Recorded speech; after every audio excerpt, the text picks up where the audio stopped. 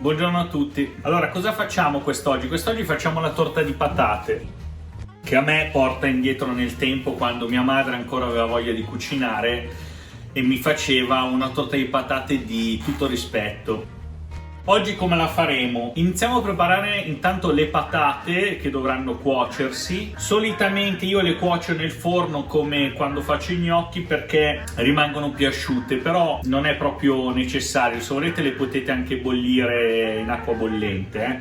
L'importante è che siano ammorbidite, cotte. Quindi cosa facciamo? Allora, ci sono due modi: o prendete una teglia, mettete il sale grosso, mettete la stagnola attorno alle patate, le tenete nel forno per circa un'ora, un'ora e mezza, a seconda della grandezza delle patate, cercate di metterle tutte uguali. Invece, se non avete il sale grosso, non volete sprecarlo, cosa fate come nel mio caso? Prendete le patate, le avvolgete nella stagnola, le appoggiate sulla griglia, quella forata del forno, e mettete il forno a 160, cioè molto più basso. In questo caso ovviamente dovrete cuocere per circa 2 ore, però almeno avete la garanzia che non si brucino, ok? Quindi faremo così: patata, avvolgiamo, patata.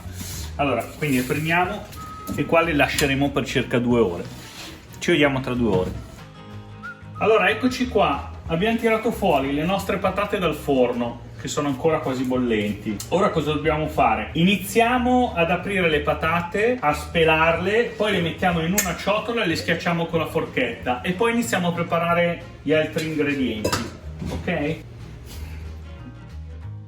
Allora, ora schiacciamo le patate con la forchetta, ok? Schiacciatele grossolanamente. Aspettiamo un attimino che si raffreddino. Nel frattempo, però, cosa possiamo fare? Saliamo, aggiungiamo un pizzico di noce moscata, se avete quella fresca da grattugiare meglio, ovviamente. Poi pepe nero. Poi cosa facciamo? Allora, nel frattempo che si raffreddano un po' le patate, iniziamo a tagliare il prosciutto e la mozzarella.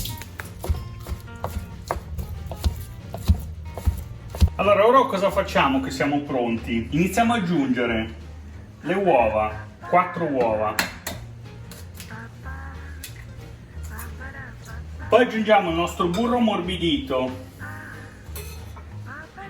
Poi mettiamo circa metà della nostra mozzarella a dadini, l'altra metà la useremo dopo. Poi mettiamo il nostro prosciutto, o Bologna, o insomma quello che vi fa più piacere. Poi mettiamo metà del nostro parmigiano. Poi aggiungiamo 2 cucchiai pangrattato, 2 o 3 cucchiai. Il resto lo usiamo dopo per spolverare la nostra torta di patate. Il sale l'abbiamo già messo, ma diamo giusto una spolveratina per gli ingredienti aggiunti.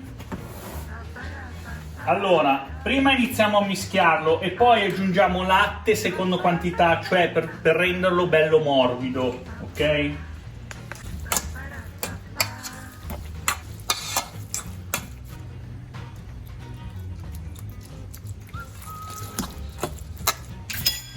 Poi continuate con la mano, mettete ancora un filo di latte senza esagerare, perché sennò diventa troppo molle, deve diventare proprio tipo una purea, un soufflé. Cosa facciamo ora? Prendiamo la nostra teglia, la imburriamo, mettiamo un po' di pangrattato e lo distribuiamo nella nostra teglia, ok? È stato distribuito su tutta la teglia.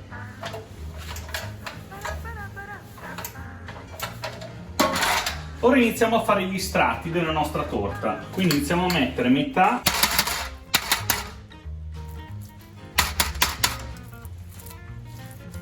eccolo qua, abbiamo fatto il primo strato.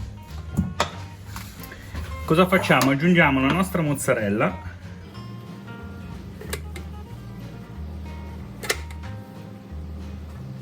Considerate che per golosità io ne inserirei il doppio delle mozzarelle, perché ha l'idea di farla bella filamentosa, ma mia moglie mi tira le orecchie per la dieta, quindi ne metteremo, come in questo caso, solamente 2. Poi aggiungiamo un po' di parmigiano.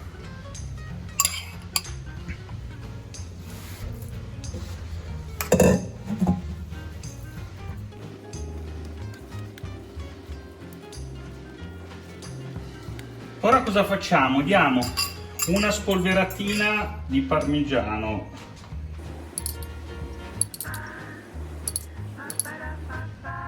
Poi prendiamo il nostro pangrattato e gli diamo la spolverata finale di pangrattato.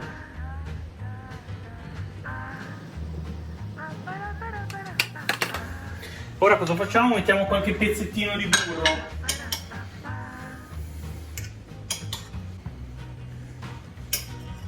Come dice Cannavacciuolo, qualche nusciolo di burro. Ma non è vero. Guarda, ci sarebbe la bella cinquina di Cannavacciuolo in questo momento. Magari.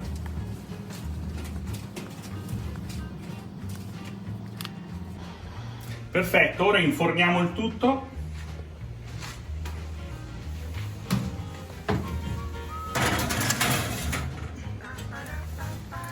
Allora, inforniamo a circa, con forno statico, 200-220 gradi e lasciamo per circa 3/4 d'ora, in modo che cuocia bene e si formi una crosticina sulla superficie. Dipende dai forni, se alla fine dei 3/4 d'ora non si è formata la crosticina, semplicemente spegnete, mettete il grill e gli date una brasatura superficiale. Per chi ha il ventilato, mette il forno ventilato circa 180-200 gradi per mezz'ora circa, finché si dovrebbe abbrustolire sulla parte superficiale.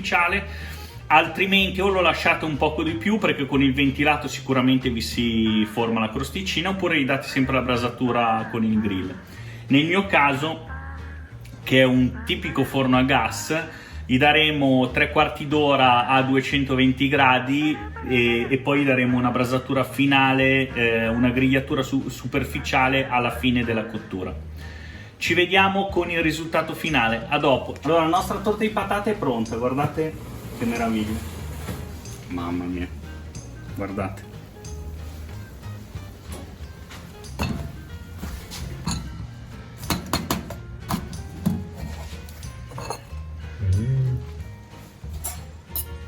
Mamma, guardate che botta.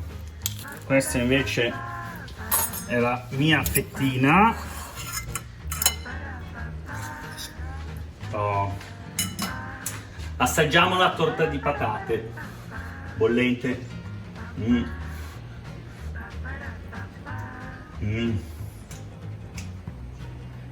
dei miei piatti preferiti, mamma, la morbidezza.